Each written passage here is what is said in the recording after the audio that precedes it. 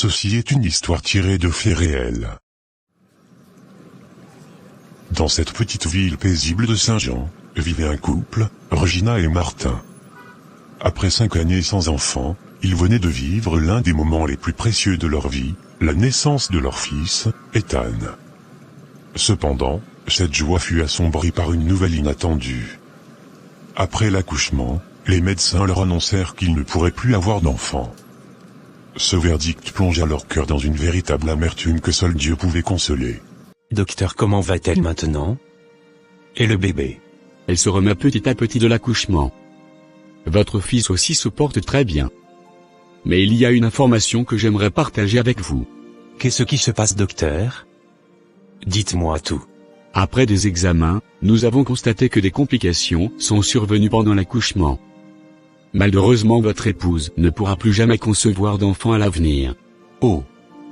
Docteur. Docteur, je ne sais quoi dire. C'est un choc, cette nouvelle.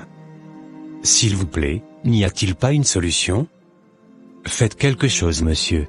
Je suis vraiment désolé, monsieur Martin. Je comprends que ça soit difficile pour vous, mais la médecine ne pourra plus rien faire pour elle. Vraiment, je suis navré. Ma femme va mourir de dépression en apprenant cette nouvelle. Oh mon Dieu, comment faire pour lui annoncer cela? Que Dieu vous aide à trouver les mots. Je compatis à votre douleur.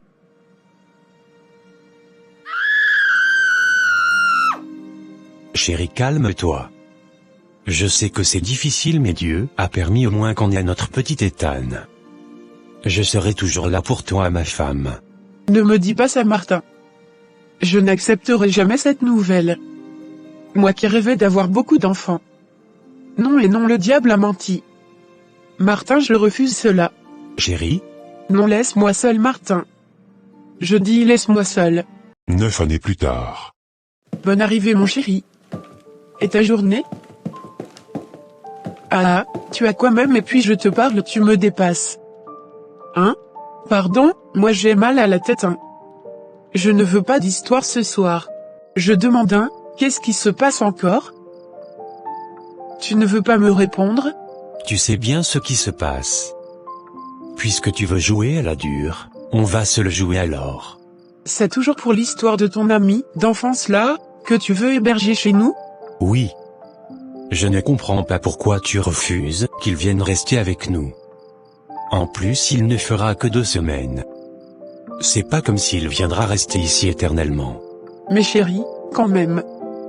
On ne peut pas héberger un inconnu sous notre toit comme cela. Est-ce que tu as prié même avant de prendre cette décision? Pourquoi tu ne veux pas me comprendre? En plus, ça fait longtemps maintenant que tu n'as pas été en contact avec lui. Tu ne sais pas ce qu'il est devenu entre-temps. Regina, c'est mon ami, tu traites d'inconnu? Toi, tu ne fais confiance en personne. Et c'est quoi cette histoire-là, de prier avant de venir en aide à quelqu'un? Tu penses toujours mal des autres. Pourquoi tu es comme cela même? Je t'ai déjà dit que c'est grâce à lui que j'ai pu voyager pour venir dans ce pays. Aujourd'hui, il sollicite mon aide et je suis incapable de le satisfaire parce que j'ai une femme susceptible. Oh mon Dieu. Martin, je ne suis pas susceptible. Juste que... Tu es méchante. Voilà le mot. Regina, tu es sans cœur. Maintenant je veux dormir. Laisse-moi seul. Ah, tu ne manges pas? Non. Je ne mangerai pas la nourriture d'une femme sans cœur. Alors Martin, c'est comment? J'ai déjà pris mon billet. Je viens dans 5 jours. Mon frère Savao. D'accord, ne t'inquiète pas, nous serons ravis de t'accueillir chez nous, madame et moi. Très bien. Merci d'avance pour tout. Martin, ayant presque épuisé toutes ses options avec sa femme, décida de jouer sur son point sensible pour la convaincre d'accueillir son ami d'enfance chez eux. Ce soir-là, il savait qu'il devait déployer toute sa douceur. Monsieur mon mari, pourquoi toutes ces attentions ce soir comme ça? Tu as fait la cuisine, tu as dressé la table, tu as fait la vaisselle. Dis-moi ce qui se cache derrière tout ça. Ah bon? Comment tu as su qu'il y a quelque chose qui se cache derrière tout cela? Parce que je te connais, monsieur mon mari. En tout cas, tu as bien vu. Mon amour, pourrais-tu s'il te plaît accepter que mon ami Matteo vienne chez nous? C'est une personne vraiment formidable. Je te promets qu'il ne restera que 2 semaines avant de repartir. Je te demande cela avec tout mon cœur. Tu sais que la Bible nous encourage à pratiquer l'hospitalité. En tant qu'enfant de Dieu, je te demande de le faire par amour pour lui. Notre maison est suffisamment spacieuse pour l'accueillir, alors s'il te plaît, dis oui. Et c'est reparti. Comment? S'il te plaît chérie. Ne dis pas non. Accepte pour l'amour de Dieu. D'accord. 2 semaines et pas plus. Et il dormira dans l'autre chambre à côté de celle d'Ethan. Merci beaucoup mon cœur. Je te promets qu'il fera que 2 semaines et pas plus. Merci beaucoup ma petite femme. 4 jours s'étaient écoulés lorsque Matteo a atterri à Saint-Jean. Comme il l'avait promis, Martin est allé accueillir son ami à l'aéroport. Et voilà, nous sommes arrivés. Bienvenue dans ma modeste maison frérot. Ta maison est vraiment jolie, hein. De beaux décors, bref une belle maison luxueuse. Je sens que je vais m'y plaire. Tout le plaisir sera pour nous. Mais c'est qui sur la photo au mur là?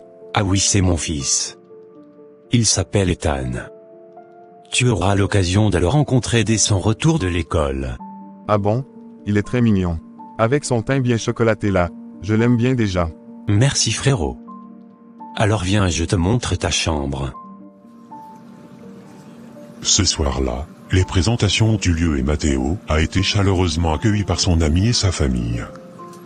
Pendant tout ce temps, son regard était entièrement rivé sur le fils de son ami, Ethan, ce petit garçon de 8 ans et demi.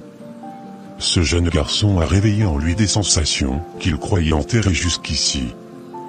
Pour exprimer sa gratitude envers son ami, Matteo décida de prêter main forte en s'occupant de toutes les tâches ménagères de la maison. Ce matin-là, comme à son habitude depuis sa venue, il se réveilla avant tout le monde pour s'occuper du petit déjeuner. Ah, Matteo, qu'est-ce que tu fais ici? Tu as vu l'heure? Mais c'est toi qui as dressé la table là? Bonjour belle-sœur, bien dormi. Je me suis réveillé un peu plus tôt pour vous préparer le petit déjeuner avant votre départ. Mais il ne fallait pas te tracasser. C'est mon devoir de le faire. Cela ne me dérange absolument pas. C'est ma façon de vous apporter mon aide après l'accueil chaleureux que vous m'avez accordé dans cette maison. Allez vous recoucher, désormais je m'occupe de tout ce qui est tâches ménagères et autres dans la maison. Je m'occuperai aussi de votre fils. Reposez-vous un peu belle-sœur. Vraiment? En tout cas merci beaucoup Matteo. Laisse-moi te donner un coup de main. Qu'est-ce que tu ne comprends pas dans va te recoucher? Tu n'as plus à t'inquiéter pour tout ça. En tout cas tant que je serai dans cette maison. Maintenant je te chasse de la cuisine. Merci beaucoup pour le soutien. Les 2 semaines que Matteo devait faire chez son ami passèrent. Avec la permission du couple, il décida de prolonger son séjour. Désormais, Regina ne voyait aucun inconvénient à ce que l'ami de son mari reste encore plus longtemps. Ah Ethan ça va? Tu ne dors pas encore. Il se fait tard hein. Non tonton, je n'ai pas sommeil. On t'a déjà dit que tu es très beau. Oui tonton. Maman me le dit chaque jour. D'accord, comme tu n'as pas sommeil, j'aimerais que tu viennes dans ma chambre. On va jouer à un petit jeu. Mais ça va rester entre toi et moi. Est-ce que tu es partant? Oui tonton. Ça marche. Sortons doucement alors. Ne réveillons pas papa et maman. Mais tonton, qu'est-ce que tu fais ici? Je suis venu t'aider à prendre ta douche. Mais tonton, je peux le faire moi-même. Laisse-moi t'aider mon bel étalon. En plus il faut qu'on recommence notre jeu d'hier nuit là. Tu ne veux pas? Non tonton, je ne veux pas que tu me fasses ce que tu m'as fait hier nuit. J'avais trop mal. Ne t'inquiète pas, je vais faire doucement. N'oublie pas que je vais t'acheter des bonbons comme promis. Et puis c'est un jeu. À force de le faire tu vas prendre goût. D'accord tonton. C'est comme ça que Matteo avait pris l'habitude d'abuser de Ethan chaque fois qu'il en avait l'occasion. Tout ceci sans que les parents de ce dernier ne soient au courant. Vraiment depuis que ton ami est arrivé, je me sens un peu free. Je me repose assez et je peux me concentrer pleinement sur mon boulot. Tu as vu non? À dire que tu refusais qu'il vienne. Tu vois maintenant combien c'est une très belle personne, n'est-ce pas? En tout cas, ce qui compte pour moi c'est qu'il me décharge beaucoup dans les tâches domestiques. Mais tu ne trouves pas qu'il est un peu bizarre? Bizarre comment? Sa façon de s'habiller en rose là. En plus il a fait le tchatcho. On dirait qu'il est de l'autre côté hein. Mais toi qui le connais, est-ce que tu penses qu'il est comme ça? Matteo est un homme plein de vigueur. Arrête de penser ça de lui. Changeons de sujet, pardon maman, on est susceptible. En tout cas, ça va se savoir quand ça va pourrir. Ce soir, que dirais-tu d'une sortie en amoureux au restaurant? Matteo va s'occuper de notre fiston. Ne dis pas non chérie. Très bonne idée Martin. Ça fait longtemps qu'on n'a pas fait de sortie romantique, alors ça serait un grand oui chérie. Je viendrai te chercher à 19h alors au bureau. Depuis que tonton Matteo est dans cette maison, il me fait des choses bizarres. Ça me fait mal, mais si je dis à papa et maman, ils ne me croiront jamais. Tellement ils l'apprécient. J'ai mal et je n'arrive même plus à pouvoir aller aux toilettes. Ah mon bel étalon, tu es là. J'ai servi le repas. Viens manger et après on va s'amuser toi et moi. Tes parents ne vont pas rentrer de suite alors nous avons toute la soirée devant nous. Non tonton, je ne veux pas. Je ne veux pas. Je vais tout raconter à papa et maman.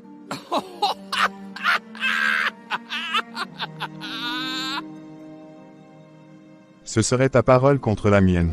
Et tu penses que tes parents vont te croire. Qui croira en la parole d'un petit morveux comme toi? Du n'importe quoi. Oh popopo, va manger ton repas maintenant. Et on passera aux choses plus sérieuses. Plusieurs jours plus tard.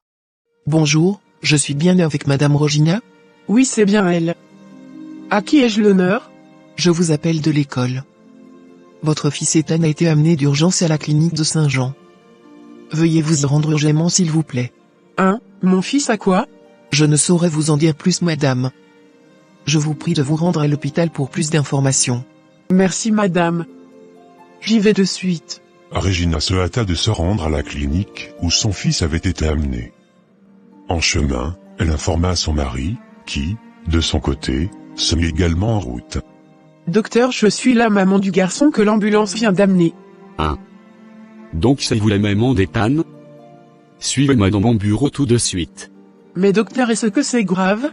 Je dis suivez-moi non. Cela fait maintenant plusieurs jours que votre fils n'arrive plus à faire ses selles. Êtes-vous au courant? Non docteur. Il ne m'a rien dit. Tous ses organes anaux ont été gravement endommagés. À première vue, cela pourrait indiquer un début de cancer. Votre fils m'a tout expliqué. Je me pose des questions sur le type de parent que vous êtes. Bref, je ne suis pas ici pour porter de jugement sur qui que ce soit. Ce que je peux vous dire, c'est que la situation est très sérieuse. En tout cas, nous faisons tout notre possible pour l'aider à guérir. Docteur, jusque-là, je ne vous suis pas. De quoi parlez-vous? Depuis maintenant 4 mois, votre fils se fait abuser par le tonton que vous hébergez chez vous. Bref, ce que vous allez faire de cet homme ne me concerne pas. Nous à notre niveau nous faisons tout notre possible pour que votre fils retrouve sa santé, même si je ne vous promets rien. Nous lui avons fait le test de VIH entre-temps et il s'avère être positif. Merde. Comment cela est-il possible, docteur? Comment?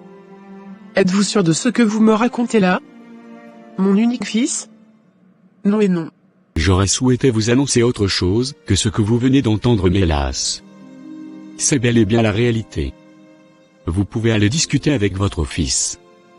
Tout ce que je viens de vous dire, c'est lui qui me l'a raconté. Mon fils, comment te sens-tu? Maman, j'ai mal, j'ai très mal. Je ne peux même plus faire mes toilettes. Le docteur m'a mis quelque chose et c'est très désagréable. C'est tonton Matteo qui me fait ça, maman. Il est très méchant. Je ne l'aime pas. Il me menaçait à chaque fois que j'ai voulu vous en parler à toi et papa de ce qu'il me faisait. Maman, je ne veux plus jamais le revoir. Promets-moi qu'il ne me fera plus jamais de mal et qu'il va quitter la maison. Calme-toi, fiston. Il faut que tu sois allongé, sinon tu auras plus mal. Pardonne-moi, mon fils, de n'avoir pas su tout ce qui t'arrivait. Pardonne-moi.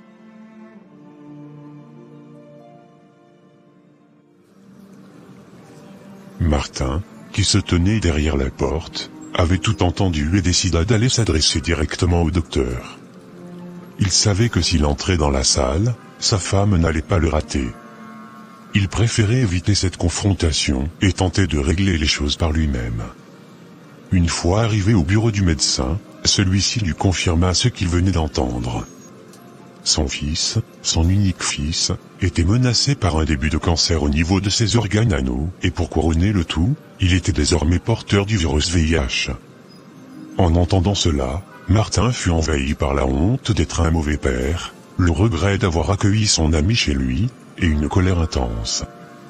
Il quitta le bureau en courant, ignorant l'appel du docteur, et se dirigea vers sa voiture. Il conduisit jusqu'à sa maison, où il trouva Matteo, son ami. Bonne arrivée Martin, mais aujourd'hui tu es vite revenu, hein. Tu te sens bien quand même. J'ai une seule question à te poser. Et j'aimerais que tu me répondes sincèrement. T'ai-je fait du mal depuis que toi et moi nous nous connaissons? Ah Martin, c'est quoi cette question? Tu ne m'as jamais rien fait de mal. Au contraire, tu m'as toujours soutenu quand. Alors pourquoi mon fils, Matteo? Pourquoi as-tu abusé de mon seul fils sous mon toit? De quoi parles-tu? Moi Matteo, abuser de ton fils. Non, c'est faux ce qu'il t'a raconté. Ce petit-là. Tu vas me répondre, gros porc.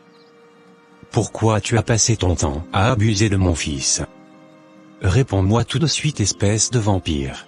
Pardonne-moi Martin, je ne voulais pas le faire. Je te le jure, c'est une faiblesse dont je n'arrive pas à me débarrasser depuis très longtemps. Et ça m'a coûté mon travail, ma famille et tous ceux que j'aimais. J'ai failli être arrêté au pays et c'est pour cela que j'ai fui pour venir ici. Je pensais qu'en changeant de pays, j'allais recommencer une nouvelle vie mais j'ai encore chuté. La première fois que j'ai vu ton fils, ces démons se sont réveillés encore en moi. Et je n'ai pas pu me contrôler. Pardonne-moi mon frère, je ne voulais pas te faire du mal. Donc c'était pour cela que tu as quitté le pays? Oui mon frère, s'il te plaît, laisse-moi partir et tu n'entendras plus jamais parler de moi. Ne me dénonce pas à la police. Je promets d'aller très loin de toi et de ta famille. S'il te plaît Martin. Je t'ai expliqué toutes les difficultés que ma femme et moi avons rencontrées pour avoir cet enfant, et le fait que nous ne pourrions plus jamais en avoir d'autres. Et maintenant, tu viens de détruire sa vie. Mon fils est traumatisé à vie et est condamné à vivre avec cette foutue maladie tout au long de son existence. Donc ne t'inquiète pas, je ne te dénoncerai pas à la police. Mais je ne permettrai plus jamais que tu fasses cela à un autre enfant. À ces mots, Martin saisit une paire de ciseaux sur la table, et poignarda mortellement Matteo en plein cœur. Ce dernier tomba au sol et gisait dans son sang. Il prit le téléphone et appela la police avant de contacter sa femme. Oui, allô? Matteo, depuis tout ce temps que je t'ai appelé? Notre fils ne va pas bien. Ce gros porc qui te sert d'ami a détruit la vie de notre enfant. Je t'attends pour te raconter tout ce que le docteur m'a dit. Je te demande pardon, Regina. J'espère que toi et Ethan pourrez trouver dans vos cœurs la force de me pardonner pour tout le mal que je vous ai causé, et pour ce que je m'apprête à faire. J'étais à la clinique et j'ai entendu Ethan te raconter comment ce sorcier abusait de lui. Je n'ai pas pu supporter toute cette souffrance qu'il ressentait. Je suis venu confronter Matteo et écouter de vive voix ses aveux. Regina, je l'ai tué. J'ai tué ce gros porc. Il n'avait pas le droit d'agir comme il l'a fait envers Ethan. Mon fiston ne méritait pas tout ça. J'ai été un père indigne et je ne pourrai jamais me le pardonner. Je regrette d'avoir insisté pour qu'il vienne. Je suis vraiment désolé, Regina. Tu as fait quoi, Martin? Tu es sûr que ça va? Attends-tu où même? Regina, la police est là pour me chercher. Sache que je vous aime, toi et notre fils. Encore une fois, trouvez une place dans votre cœur pour me pardonner. S'il te plaît, prenez bien soin de vous. Je t'aime. Suis-je en train de rêver? Qu'est-ce que je viens d'entendre là? Nous voici à la fin de notre histoire, chers amis. Martin, condamné à une peine de réclusion à perpétuité, continue de purger sa sentence jusqu'à ce jour. Quant à Regina et Ethan, leur vie n'a jamais plus été la même après ces événements. Regina se consacre désormais davantage à la santé de son enfant et à la recherche de la présence de Dieu, espérant une restauration totale de sa famille. La leçon de morale que nous pouvons tirer de cette histoire est qu'il est crucial de chercher la volonté de Dieu, même lorsque nos intentions sont de faire le bien aux gens. La Bible nous encourage à pratiquer l'hospitalité, mais il est tout aussi important d'agir avec discernement. Si ce couple avait pris le temps de prier avant d'accueillir leur ami, Dieu leur aurait sans doute révélé son identité, et toutes ces souffrances auraient pu être évitées. Restons vigilants, chers amis. N'oubliez pas de vous abonner à notre chaîne, de liker et de partager nos vidéos avec vos proches. Dites-nous dans les commentaires comment auriez-vous réagi à la place de Martin. Que Dieu vous bénisse abondamment.